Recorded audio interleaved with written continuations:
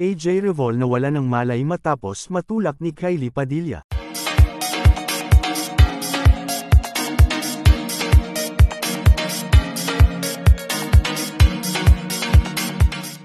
Nawalan ng malay si AJ Revol matapos umanong matulak ng malakas ni Kylie Padilla sa isang mainit na sagupaan. Ayon sa mga ulat, nagkaroon ng tensyon sa pagitan ng dalawa na nauwi sa pisikalang pagtatalo. Sa gitna ng komprontasyon, itinulak ni Kylie si AJ, na dahilan ng kanyang pagkahulog at pagkawala ng malay. Agad na rumspond si Alger Abrenica at mga kaibigan upang tulungan si AJ. Dinala siya sa pinakamalapit na ospital para sa agarang atensyong medikal. Ayon sa mga saksi, si Kylie ay tila nagsisisi matapos ang insidente.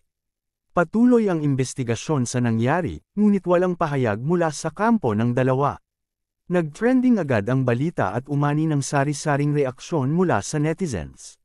Marami ang nag-aabang sa magiging pahayag ni AJ matapos makarecover. And this are Chika for today mga ka-showbiz, sana nag-enjoy kayo. Don't forget to like, share, subscribe and click the notification bell for more updates.